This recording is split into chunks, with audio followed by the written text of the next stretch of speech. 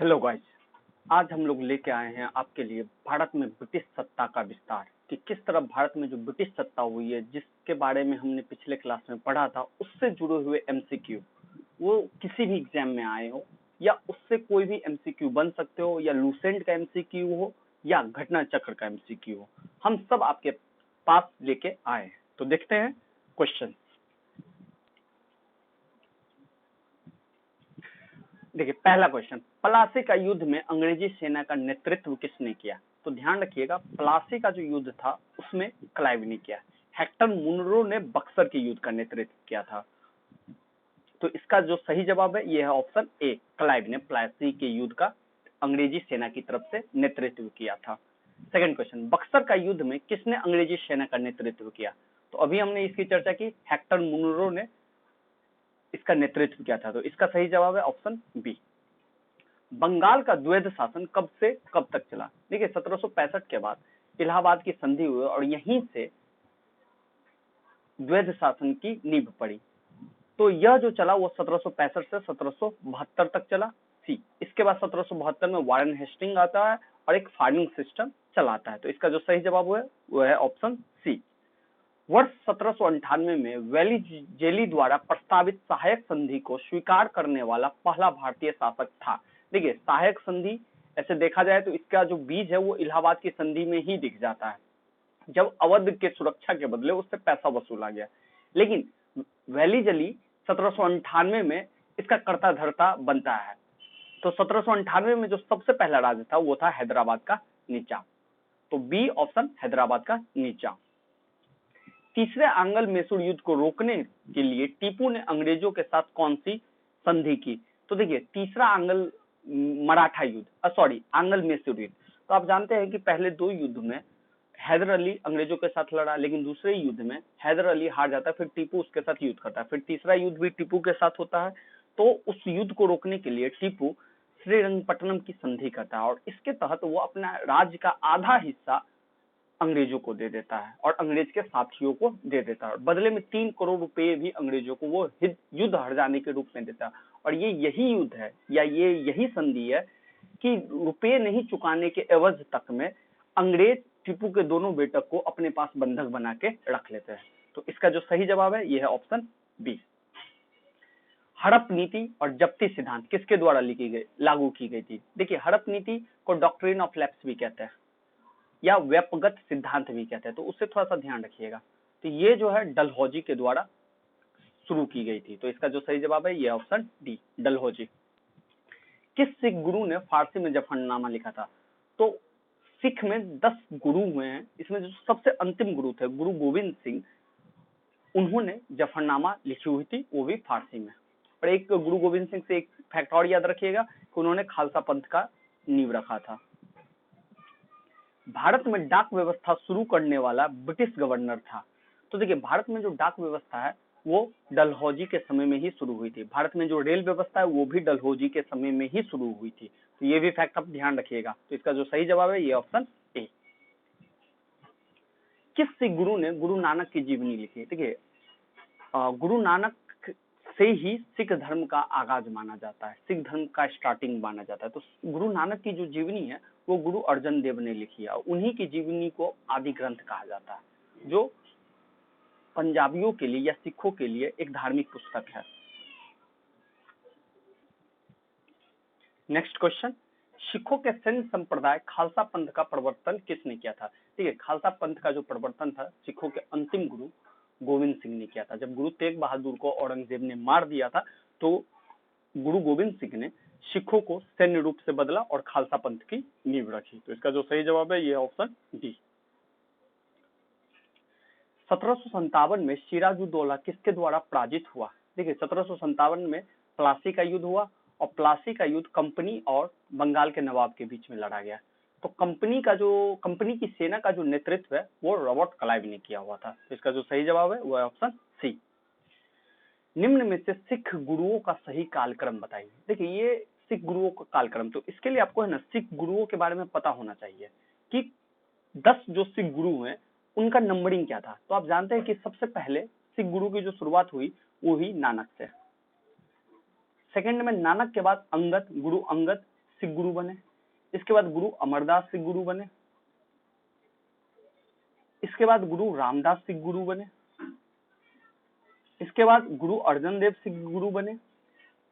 देखिए इन सिख गुरुओं के बारे में मैंने पिछले क्लासेस में डिस्कस किया हुआ है, तो आप प्ले लिस्ट में जाके आप देख सकते हैं इन डिस्कस के बारे में। गुरु नानक का योगदान क्या था, अंगद का क्या योगदान था, अमरदास का क्या योगदान था, या अन्य सिख गुरुओं का क्या योगदान था, हमने इन सभी बारे में डिस्कस किया हुआ है। तो अगर आप लोगों ने वो वीडियो नहीं देखा है तो प्ले लिस्ट में जाके आप देख सकते हैं। फिर इसके बाद गुरु अर्जुन देव के बाद गुरु हरगोविंद सिख गुरु बने। इसके बाद हरराय सिख गुरु बने। इसके बाद हरकिशन सिख गुरु बने। फिर गुरु हरकिशन के बाद गुरु तेग बहादुर, और फिर अंत में बने गुरु गोविंद सिंह। तो ये 10 गुरु का है, जिसमें से तेग बहादुर की हत्या औरंगजेब ने करवाई थी और अर्जन देव की हत्या जहांगीर ने करवाई थी। तो ये थोड़ा सा ध्यान रखिएगा। अगर हम इसका सही कालक्रम देखें तो सबसे पहले हुए आपको गुरु नानक। तो ऑप्शन में आपको ढूंढना पड़ेगा कि ये किस तरह से है। तो अगर हम ऑप्शन के हिसाब से देखें तो अमरदास के बाद रामदास के बाद अर्जुन देव, और अर्जुन देव के बाद गुरु तेग बहादुर। तो इसका सही क्रम बनता है, ये ऑप्शन डी बनता है। नेक्स्ट क्वेश्चन, सुगोली की संधि किनके बीच हुई? देखिए सुगोली की संधि जो हुई थी कंपनी और नेपाल के बीच में हुई थी। कंपनी ने गोरखाओं के साथ युद्ध प्रारंभ की और गोरखाओं को कंपनी ने हरा दिया, नेपाल के गोरखाओं को। फिर उनके साथ एक सुगोली की संधि हुई। इस सुगोली की संधि में कुमाऊं का इलाका नेपाल ने छोड़ दिया। दूसरी बात, सिक्किम पे नेपाल ने अपना पूरा अधिकार ही छोड़ दिया। और तीसरी बात, काठमांडू में कंपनी की रेजिडेंट की तैनाती हुई। ये सुगोली की संधि के कुछ प्रावधान थे। तो इसका जो सही जवाब है ये ऑप्शन ए। टीपू की मृत्यु कहाँ हुई? देखिए चतुर्थ आंगल मराठा युद्ध में, चतुर्थ आंगल और मैसूर युद्ध में टीपू की मृत्यु युद्ध लड़ते लड़ते हो गई। तो उनकी जो मृत्यु हुई वो श्रीरंगपट्टनम के किले में ही हुई थी। तो इसका जो सही जवाब है ये ऑप्शन सी। हड़प नीति के अंतर्गत कौन से भारतीय राज हड़पे गए थे? देखिए हड़प नीति के अंतर्गत वो डलहौजी का हड़प नीति था, डॉक्ट्रिन ऑफ लेफ्ट, जिस नीति के अंतर्गत अगर जिस भी राजा का कोई अपना बेटा नहीं होता था तो उन्हें गोद लेने का अधिकार को ही खत्म कर दिया गया था। उसमें डलहौजी ने 3 श्रेणी के राज्य बनाए थे। तो तृतीय श्रेणी में वे राज थे जिसका निर्माण कंपनी ने प्रत्यक्ष या अप्रत्यक्ष रूप से किया था। वहां पे उन्होंने खत्म ही कर दिया था कि भाई गोद लेना नहीं है। अगर जिन राजा के पुत्र नहीं होते थे उनके राज कंपनी के पास चले जाते थे। तो इन नीति के तहत देखिए पहला ऑप्शन देखिए झांसी लिया गया, नागपुर लिया गया, देखिए लेकिन त्रावणकोर नहीं लिया गया। त्रावणकोर का राजा मार्तंड वर्मा था, उसका संरक्षक था, नहीं हुआ। झांसी, नागपुर, सतारा मराठा था तो ये भी नहीं हुआ। तो सतारा हड़प नीति के अंतर्गत शामिल किया गया था। अगर ऑप्शन सी देखे तो झांसी है, लक्ष्मीबाई जहां से, सतारा भी है। मैसूर को युद्ध में हरा के उसको कब्जे में ले लिया गया था। बाद में वहां पे वाडियार वंश का शासक स्थापित कर दिया गया था। बाद में बेंटिक कुप्रशासन के आधार पर मैसूर को भी अपने कब्जे में ले लेता है। इसी तरह जो इसका सही जवाब है वो होगा ऑप्शन बी, झांसी, नागपुर और सतारा। नेक्स्ट क्वेश्चन देखते हैं, ठगी प्रथा के उन्मूलन का संबंध किस गवर्नर जनरल से है?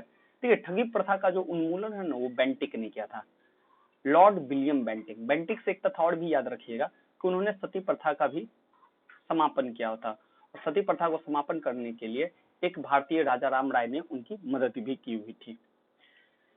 नेक्स्ट क्वेश्चन, वाडियार वंश के शासक कौन थे? देखिए वाडियार वंश के जो शासक थे वो मैसूर रियासत से बिलोंग करते थे। तो इसका जो सही जवाब है वो है ऑप्शन ए। टीपू सुल्तान की राजधानी कहाँ थी? टीपू सुल्तान की राजधानी थी श्रीरंगपट्टनम में। तो इसका जो सही जवाब है ऑप्शन सी। क्लाइव को बंगाल का गवर्नर बनाया गया। देखिए क्लाइव को प्लासी के युद्ध के बाद गवर्नर बनाया गया था। तो प्लासी का युद्ध 1757 में लड़ा गया। इसके बाद 1758 में उसे बंगाल का गवर्नर बनाया गया। द्वैध शासन नीति को किसने समाप्त किया था? तो देखिए द्वैध शासन 1765 से इलाहाबाद की संधि के बाद से 1772 तक से चली। इसके बाद जो गवर्नर जनरल बन के आया था वो था हेस्टिंग। तो हेस्टिंग ने द्वैध शासन को समाप्त किया। तो इसका जो सही जवाब है ये ऑप्शन सी। प्लासी के युद्ध का ऐतिहासिक महत्व था। देखिए प्लासी का युद्ध 1757 में लड़ा गया था, तो इसका जो महत्व था, इसने भारत में फ्रेंच शक्ति का अंत कर दिया नहीं। कर्नाटक युद्ध में आपने देखा था कि थर्ड कर्नाटक युद्ध में फ्रेंच शक्ति का अंत हो गया था। इसने बंगाल में ब्रिटिश वर्चस्व के लिए मार्ग खोला और उसके बाद संपूर्ण भारत पर ब्रिटिश नियंत्रण के लिए रास्ता खुल गया। हाँ, ये हो सकता है इसका सही जवाब। क्लाइव के अधीन सारी सेना का सफाया हो गया, गलत है ऑप्शन, क्योंकि क्लाइव इस युद्ध में जीता था। सिराजुद्दौला के खिलाफ सभी विश्वासघाती मारे गए, ये भी गलत है। तो इसका जो सही जवाब है ये है ऑप्शन बी। प्लासी के युद्ध ने 200 साल आगे के 200 साल के लिए भारत की तकदीर को ही बदल दिया था और वो कंपनी के हाथ या ब्रिटिश के हाथों में चला गया था। नेक्स्ट क्वेश्चन, प्रशासनिक अव्यवस्था के आधार पर डलहौजी ने किस राज्य का ब्रिटिश साम्राज्य में मिला लिया था? तो इसका जो सही जवाब है वो है अवध, ऑप्शन ए। देखिए अवध के साथ सहायक संधि 1765 के इलाहाबाद में ही कर ली गई थी, लेकिन ये सहायक संधि नाम मात्र की सहायक संधि को असली जामा वेलिजली ने पहनाया था। लेकिन 1850 के बाद अवध को कुप्रशासन के आधार पर अवध का जो कंपनी के क्षेत्र में मिला लिया गया था, तो वो डलहौजी ने किया था। तो आप देखिएगा कि जब 1857 की क्रांति होगी तो अवध भी इसी के लिए पार्टिसिपेट करेगा और यह भी 1857 की क्रांति का एक कारण बनेगा। आदि ग्रंथ किसने संकलित किया? देखिए आदि ग्रंथ में गुरु नानक की शिक्षा के बारे में लिखा गया है और गुरु नानक की जीवनी को किसने लिखा हुआ था? गुरु अर्जन देव ने। तो आदि ग्रंथ का भी संकलन किसने किया है? तो गुरु अर्जन देव ने। तो इसका जो सही ऑप्शन है वो ऑप्शन सी, गुरु अर्जन देव। भारत में ईस्ट इंडिया कंपनी के सफलता के राज क्या था? देखिए भारत में ईस्ट इंडिया कंपनी के जो सफलता के राज थे वो भारत में राष्ट्रीय भावना की कमी थी। देखिए उस समय भारत का एक कॉन्सेप्ट ही नहीं था। जिस समय ईस्ट इंडिया कंपनी आए हम लोग छोटे छोटे प्रांत में बटे हुए थे और प्रांत के लिए ही एक भावना थी, न कि राष्ट्र के रूप में कोई भावना थी। कंपनी की सेना के पास आधुनिक हथियार थे, हाँ ये भी थे कि हम लोग जो भारतीय राज्य थे उनके पास परंपरागत हथियार थे, लेकिन कंपनी के पास आधुनिक हथियार थे। भारतीय सैनिक में राष्ट्रीय भावना की कमी थी। जब पूरे भारत में ही राष्ट्रीय भावना नहीं थी तो सैनिक में कहां से होंगे? तो ये तीनों ऑप्शन जो है उपयुक्त सभी कंपनी की सफलता के राज थे। तो इसका जो सही जवाब होगा ऑप्शन डी। भारत में निम्न वायसरायों में से किसके काल में Indian penal code, civil procedure code और क्रिमिनल प्रोसीजर कोड पारित किया गया? देखिए इंडियन पीनल कोड आईपीसी इसको कहा जाता है, सिविल प्रोसीजर कोड सीआरपीसी और क्रिमिनल प्रोसीजर कोड, तो ये जो है लॉर्ड कैनिंग के काल में लागू किया गया था। तो इसका जो सही जवाब है ऑप्शन सी। लॉर्ड कैनिंग के बारे में कुछ और तथ्य याद रखिएगा, ये पहला वायसराय है और जिस समय में भारत में 1857 की क्रांति हुई थी तो उस समय यही गवर्नर जनरल था भारत का। निम्न में से ब्रिटिश सरकार का गवर्नर जनरल कौन था जिसने भारत में डाक टिकट को शुरू किया? तो देखिए डाक व्यवस्था को शुरू किसने किया था? डलहौजी ने। तो डाक टिकट को भी कौन शुरू करेगा? तो उसका भी जवाब होगा आपका डलहौजी, लॉर्ड डलहौजी। सती प्रथा का अंत करने वाला तथा ठगी को समाप्त करने का श्रेय किसे जाता है? तो सती प्रथा और ठगी को समाप्त करने का श्रेय बेंटिक को जाता है, लॉर्ड विलियम बेंटिक। तो इसका जो सही जवाब है ये ऑप्शन बी। निम्न में से अवध के स्वायत्त राज्य का संस्थापक कौन था? तो देखिए अवध का जो स्वायत्त राज्य का संस्थापक था वो था साआदत खान, उसी को बुरहान उल मुल्क भी कहा जाता है, ये एक उपाधि थी बुरहान उल मुल्क। ठीक है, मैंने ये सारे फैक्ट्स डिस्कस किए हुए हैं। अगर आप प्लेलिस्ट में जाके इंडियन हिस्ट्री को देखिएगा शुरू से तो ये सारे फैक्ट्स वहां से मैंने डिस्कस किए हुए हैं और आपको कोई परेशानी नहीं होगी इन फैक्ट्स को याद रखने में। निम्न में से किसने मीर कासिम और सुजाउद्दीन के साथ ईस्ट इंडिया कंपनी के खिलाफ युद्ध घोषित किया और बाद में बक्सर के युद्ध में अंग्रेजों से पराजित हुआ? देखिए आप जानते हैं कि बक्सर का युद्ध कंपनी और मीर कासिम और अवध का नवाब सुजाउद्दीन और मुगल सम्राट शाह आलम द्वितीय के साथ लड़ा गया हुआ था। तो उस समय तो तीसरा था, ये था शाह आलम द्वितीय। तो इसका सही जवाब होगा शाह आलम द्वितीय। ईस्ट इंडिया कंपनी और बंगाल के नवाब के बीच जब प्लासी का युद्ध हुआ उस समय मुगल सम्राट कौन था? तो देखिए जब ईस्ट इंडिया कंपनी और बंगाल के नवाब के बीच प्लासी का युद्ध हुआ उस समय जो था वो था शाह आलम। इसका सही जवाब है option C. East India Company के नेतृत्व में क्लाइव का उत्तराधिकारी निम्न में से कौन था? तो देखिए क्लाइव का जो अगला उत्तराधिकारी था वो इन ऑप्शंस में था हेस्टिंग, ऑप्शन सी। नवाब सिराजुद्दौला और कंपनी के बीच संघर्ष का क्या कारण था? तो देखिए अंग्रेजों ने सिराजुद्दौला के राजरोहन का विरोध किया, अंग्रेजों ने व्यापारी छूटों का दुरुपयोग किया, अंग्रेजों ने बंगाल में फ्रांसीसी के उपनिवेश चंद्रनगर पे हमला किया, और ब्लैक हॉल की घटना का। देखिए ये सभी चीजें, लेकिन जो सबसे संघर्ष जो स्टार्ट हुआ वो व्यापारिक छूटों का दुरुपयोग। आपको याद होगा कि 1717 में फर्रुखसियर ने एक फरमान दिया हुआ था कंपनी को कि 3000 रुपया आप दीजिए वार्षिक और पूरे मुगल साम्राज्य पे आप व्यापार कर सकते हैं, लेकिन कंपनी इस फरमान का दुरुपयोग करती थी। इसी के लिए सूरजउद्दौला और कंपनी के बीच तनाव बढ़ा और इसी के कारण प्लासी का युद्ध हुआ। तो इसका जो सही जवाब है ऑप्शन बी। प्लासी के युद्ध में केवल कुछ सरदारों ने सिराजुद्दौला का साथ दिया। वे सरदार निम्न में से कौन से थे? मोहनलाल, राय दुर्लभ, राज बल्लभ, मीर मदान। तो देखिए इसमें दो ही थे, एक थे मीर मदान ने दिया साथ और एक मोहनलाल ने साथ दिया था। तो इसमें दोनों याद रखिएगा। इसका जो ऑप्शन बनेगा ना कुछ इस तरह से बनेगा, ऑप्शन ए और ऑप्शन बी, बी और डी, कुछ इस तरह से ये ऑप्शन को क्रिएट किया जाता है। तो इसमें ये दोनों है, मोहनलाल और मीर मदान। सुरक्षा प्रकोष्ठ नीति से संबंधित है। देखिए सुरक्षा प्रकोष्ठ नीति से जो संबंधित है वो है वारेन हेस्टिंग। देखिए लॉर्ड हेस्टिंग नहीं है, हेस्टिंग दो हुए, एक वारेन हेस्टिंग, लॉर्ड हेस्टिंग। तो वारेन हेस्टिंग सुरक्षा प्रकोष्ठ नीति से संबंधित था। इस नीति के अंदर क्या था कि भैया जो कंपनी का राज है उसे सुरक्षित रखना है और घेर के रखना है अपने मित्र दोस्तों से, या दुश्मन को अपने मित्र राष्ट्रों से घेर के रखना है, जो वो कंपनी के लिए कभी खतरा न बने। तो इसका जो सही जवाब है ये ऑप्शन ए। इलाहाबाद की संधि के बाद क्लाइव ने मुर्शिदाबाद का उप दीवान किसे बनाया? देखिए इलाहाबाद की संधि आपको पता होगी 1765 में हुआ था। वहां पे दो संधि हुई थी, एक हुई थी अवध के नवाब के साथ और एक हुआ था मुगल सम्राट के साथ। तो मुर्शिदाबाद का जो उप दीवान बनाया गया हुआ था वो बनाया गया था मोहम्मद रजा खान को। तो इसका जो सही जवाब है ऑप्शन ए। निम्न में से किस भारतीय को क्लाइव ने बिहार का नायाब दीवान नियुक्त किया? तो देखिए क्लाइव, देखिए 1765 के बाद जब इलाहाबाद की संधि खत्म हुई और द्वैत शासन स्टार्ट हुआ तो अंग्रेजों ने भारतीयों को ही अपने अलग अलग क्षेत्रों में नवाब बनाया। जब मुगल सम्राट से उसने दीवानी अधिकार हासिल कर लिए तो बंगाल, बिहार और उड़ीसा में, तो उस समय उन्होंने बंगाल में, बिहार में और उड़ीसा में बंगाल के जो पहले के काम करने वाले वर्कर थे उसे ही दीवान बनाया। इसी क्रम में बिहार का जो नायब दीवान है उन्होंने राजा सिताब राय को बनाया हुआ था। तो इसका जो सही जवाब है वो होगा ऑप्शन डी। रंजीत सिंह ने प्रसिद्ध हीरा, देखिए यहाँ पे थोड़ा सा ध्यान रखें, कोहिनूर हीरा की बात हो रही है, तो कोहिनूर हीरा प्राप्त किया था। तो ये शाह शुजा से प्राप्त किया हुआ था। आपको पता होगा कि 1739 में जब नादिर शाह ने दिल्ली पे आक्रमण किया तो वो यहाँ से मयूर सिंहासन और कोहिनूर हीरा और बहुत सारा पैसा लूट के ले गया था। तो जो हीरा ईरान में चला गया था उसे रंजीत सिंह ने शाह शुजा के से प्राप्त किया हुआ था और बाद में दिलीप सिंह उसे अंग्रेज के मुकुट में लगा देगा। ये भी फैक्ट याद रखिएगा। देखिए ये सारे फैक्ट मैंने डिस्कस किए हुए हैं।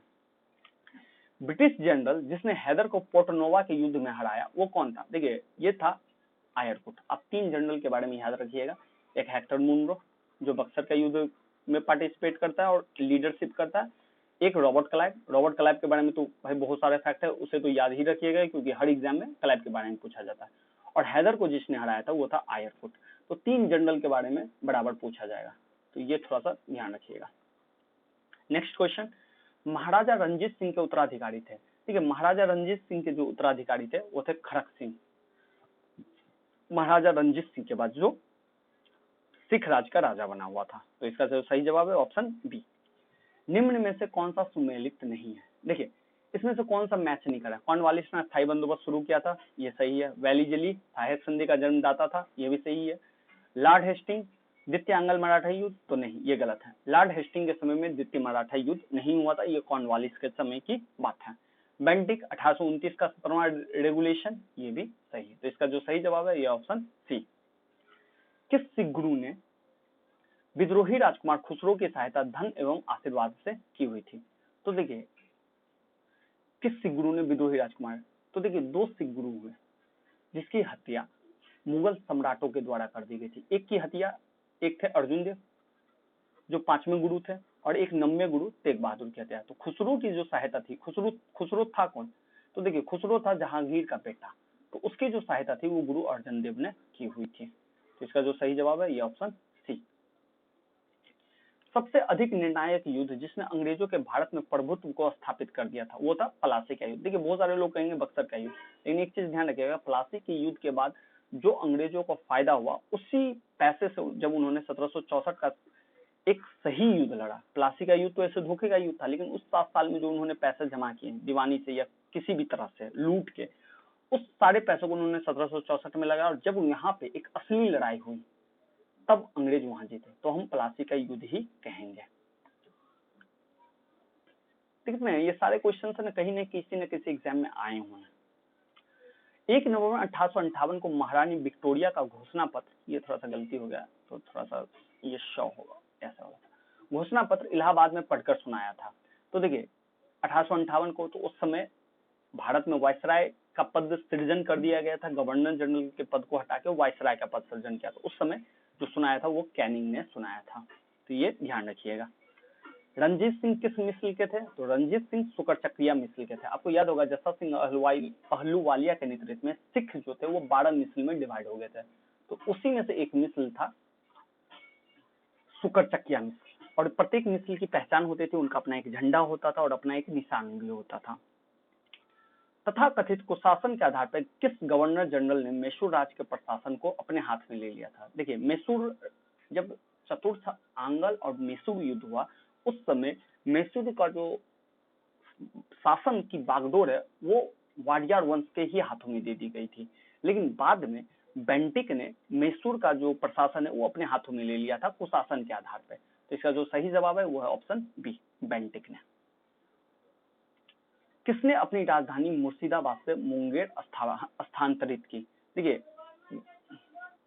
एक चीज ध्यान रखिएगा, सबसे पहले ढाका से राजधानी मुर्शिदाबाद गई, अब मुर्शिदाबाद से मुंगेर गई, तो मुर्शिदाबाद से जो मुंगेर की राजधानी को उसने शिफ्ट किया वो था मीर कासिम। तो इसका सही जवाब है ये ऑप्शन डी। बक्सर के युद्ध के समय दिल्ली का शासक कौन था? तो शाह आलम द्वितीय दिल्ली का शासक था, और बक्सर के युद्ध में उसने पार्टिसिपेट किया था और बाद में हारा था, और इलाहाबाद की संधि भी शाह आलम द्वितीय के साथ हुई थी, और ये अंग्रेजों का मुगल सम्राट का पहला बादशाह था, पहला मुगल सम्राट था जो अंग्रेजों का पेंशनर बना था। तो इसका जो सही जवाब है ऑप्शन बी। टीपू सुल्तान अंग्रेजों के साथ युद्ध में कब मारे गए थे? तो चतुर्थांगल मराठा मैसूर युद्ध 1799 में खत्म हुआ था, तो ये 1799 में मारा गया था। तो इसका सही जवाब है ऑप्शन बी। किसके काल में ब्लैक हॉल की घटना घटित हुई? तो देखिए ब्लैक हॉल की घटना जब सिराजुद्दौला ने अंग्रेजों को कलकत्ता से भगाया तो अंग्रेजों के 146 लोगों को उन्होंने एक काल कोठरी में बंद कर दिया था सिराजुद्दौला ने, जहां पे 23 ही बचे। इसी ट्रेजेडी को कहा गया ब्लैक हॉल की ट्रेजेडी या ब्लैक हॉल की घटना। तो ये जो हुआ था वो सिराजुद्दौला के काल में हुआ था। सिखों के अंतिम गुरु कौन थे? तो गुरु गोविंद सिंह सिखों के अंतिम गुरु थे, तो ऑप्शन बी। निम्न भारतीय शासकों में से कौन था जिसने विदेशों से आधुनिक पद्धति में दूतावास स्थापित किए थे? तो इसका जो सही जवाब है वो है टीपू सुल्तान। इन्होंने रॉकेट का भी स्टार्टिंग किया हुआ था युद्ध में, पहला शासक था, ये भी थोड़ा सा ध्यान रखिए, पहला शासक था जो युद्ध में लड़ते लड़ते मारा गया था। ये कुछ फैक्ट्स याद रखिएगा, ऐसे मैंने ये सारे फैक्ट्स पिछले क्लासेस में डिस्कस किए हुए हैं। भारतीय राज्य क्षेत्र का अंतिम प्रमुख विस्तार हुआ? तो देखिए भारतीय राज्य का विस्तार जो है युद्ध के माध्यम से हुआ ही हुआ, इसके बाद सहायक संधि के माध्यम से भी हुआ जो वेलिजली ने किया, और हड़प नीति या डॉक्ट्रिन ऑफ लेफ्ट के सहायता से डलहौजी ने किया। तो अंतिम विस्तार डलहौजी ने किया हुआ था। इसके बाद 1857 की क्रांति के बाद ब्रिटिश ने अप्रत्यक्ष विस्तार की नीति अपना ली थी। तो इसका सही जवाब है ऑप्शन बी। ठगों के दमन में निम्न में से कौन सा संबंध था? देखिए ठगों का जो दमन है उसमें जो संबंधी था वो कर्नल स्लीमैन था। तो इसका सही जवाब है ऑप्शन बी। अंग्रेजों का पेंशनर बनने वाला प्रथम मुगल बादशाह था? तो देखिए सबसे पहला मुगल बादशाह था वो शाह आलम द्वितीय। इलाहाबाद की संधि के बाद वो अंग्रेजों का कंपनी का पेंशनर बना था, वो पहला था शाह आलम द्वितीय। केरल के राजा मार्तंड वर्मा के बारे में निम्न में से कौन सा एक कथन सत्य नहीं है? तो देखिए उसमें से जो ऑप्शन है वो है उसने ट्रावनकोर पे शासन किया था, ये सही है। उसने आधुनिक सेना गठित की थी और इसने ही डचों को भगाया हुआ था, ये भी सही है। उसने सामंतों का दमन किया था, ये भी सही है। उसने शांति बनाए रखने के लिए यूरोपीय अधिकारियों को भारी रिश्वत दी, तो ये गलत है। तो इसका सही जवाब है कि सत्य नहीं है, तो इसका सही जवाब ऑप्शन डी। पंजाब के राजा रंजीत सिंह की राजधानी कहाँ थी? तो देखिए पंजाब के राजा रंजीत सिंह की राजधानी थी लाहौर। तो इसका सही जवाब है ऑप्शन बी। प्रथम आंग्ल मैसूर युद्ध में कौन विजय रहा था? तो प्रथम आंग्ल मैसूर युद्ध में हैदर अली विजय रहा था। तो इसका जो ऑप्शन है वो बी। ये भी फैक्ट याद रखिए, ये पहला भारतीय शासक था जिसने भारत में कंपनी को हराया हुआ था। गोद प्रथा पर प्रतिबंध लगाने वाला गवर्नर जनरल था, तो डलहौजी ने गोद प्रथा पर प्रतिबंध लगाया था और इसी प्रथा पर प्रतिबंध लगा के उन्होंने कई राज्यों को अपने राज्य में मिलाया हुआ था या कई राज्यों को हड़पा था। तो इसका जो सही जवाब है ऑप्शन बी। भारत में सहायक संधि का जन्मदाता कौन था? तो भारत में सहायक संधि का जन्मदाता जो था वो था डुप्ले, लेकिन उसके असली जामा पहनाया था वेलीजली ने। ये ध्यान रखिएगा। देखिए जन्मदाता पूछ रहा है तो डुप्ले था शुरू में, बाद में असली जामा वेलीजली ने पहनाया था, बाद में अंग्रेजों ने डुप्ले के ही नीति को आगे बढ़ाया था। पंजाब में सिख राज के संस्थापक कौन थे? देखिए पंजाब में सिख राज का गुरु तेग बहादुर गुरु थे, गुरु गोविंद सिंह 10वें गुरु थे, बंदा बहादुर। गुरु परंपरा के बाद सिखों का नेतृत्व बंदा बहादुर ने किया था, जिसे फर्रुखसियर ने मरवा दिया था। तो सिख राज के जो संस्थापक थे वो थे रंजीत सिंह, जो सुकरचकिया मिस्र के थे, जो 12 वर्ष की उम्र में ही सुकरचकिया मिस्र के प्रमुख बने थे।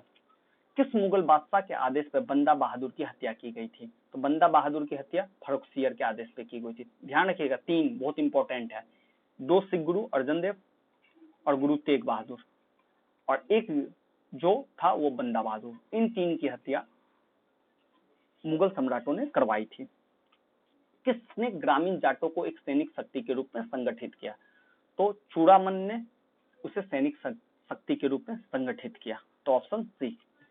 निम्न में से किसे जाटों का अफलातून कहा जाता है? ठीक है, जाटों का अफलातून कहिए या प्लेटो कहिए, तो ये सूरजमल को कहा जाता है। तो इसका जो सही जवाब है ये ऑप्शन डी है, प्लेटो। ब्रिटिश सरकार भारतीयों को आधुनिक शिक्षा देना चाहती थी, उनमें उनका उद्देश्य क्या था? देखिए ब्रिटिश जो है भारतीयों को आधुनिक शिक्षा इसलिए देना चाहती थी कि एक चमड़े से काली और दिमाग से गोरी लोग भारत में आए और उससे उनकी राजनीतिक सत्ता मजबूत हो, इसलिए वो आधुनिक शिक्षा देना चाहती थी। जो इसका जवाब है ऑप्शन ए। उसका शिक्षा के स्तर को ऊपर उठाना नहीं था कोई उद्देश्य, जन साक्षरता का विकास नहीं करना था कोई उद्देश्य, और निरक्षर भारतीयों के अंदर व्याप्त अराजकता को दूर करना नहीं था कोई भी उद्देश्य। इसका सही जवाब है ये ऑप्शन बी, राजनीतिक सत्ता की नींव को मजबूत करना। पानीपत के तीसरे युद्ध में किसने मराठाओं को हराया था? तो देखिए पानीपत का जो तीसरा युद्ध हुआ था वो अब्दाली और मराठाओं के बीच में हुआ था। तो इसमें अब्दाली जो है अफगान से आया हुआ था, तो ये अफगानों ने मराठाओं को हराया था। निम्न मराठा देवियों में जिसने 1700 के आगे मुगल साम्राज्य के विरुद्ध संघर्ष का नेतृत्व किया था वो कौन थी? तो देखिए ताराबाई उस समय मुगल साम्राज्य के साथ औरंगजेब के साथ संघर्ष कर रहे थे, क्योंकि साहू जी को औरंगजेब ने कैद कर लिया था। तो साहू जी के बाद थोड़े समय के लिए ताराबाई ने मुगल मराठा सेना का नेतृत्व किया था। एक इतिहासकार ने पानीपत की तीसरी लड़ाई को स्वयं देखा, वो कौन था? तो इसका सही जवाब है ऑप्शन बी, काशीराज पंडित। औरंगजेब की मृत्यु के समय मराठा नेतृत्व किसके हाथों में था? तो देखिए औरंगजेब की मृत्यु के समय मराठा नेतृत्व जो था वो ताराबाई के पास था।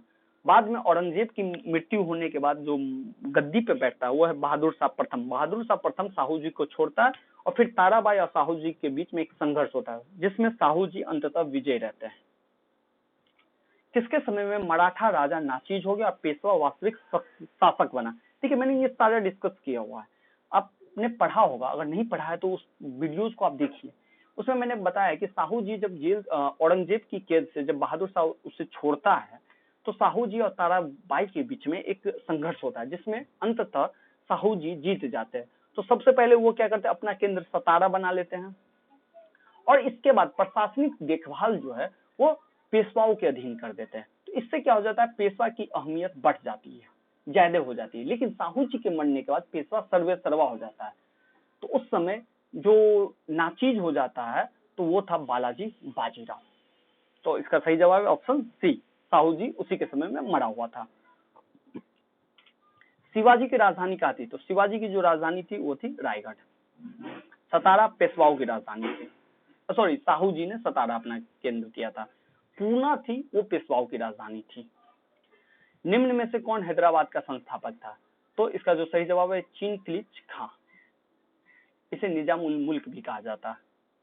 तो ऑप्शन डी। निम्न में से कौन अवध का प्रथम नवाब था? तो सआदत खान। Option B. भारत का आखिरी मुगल सम्राट कौन था? तो देखिए आखिरी मुगल सम्राट तो ये था बहादुर शाह जफर। ऑप्शन बी, जिसे बाद में अंग्रेजों ने रंगून भेज दिया था और वो रंगून में ही मर गया था। तो ऑप्शन बी। औरंगजेब की मृत्यु के बाद सत्ता किसने संभाली थी? तो औरंगजेब की मृत्यु के बाद बहादुर शाह प्रथम ने सत्ता संभाली थी। भारत में आधुनिक शिक्षा प्रणाली की नींव किससे पड़ी? देखिए भारत में आधुनिक शिक्षा प्रणाली की नींव 1835 के मैकाले मिनट से पड़ी।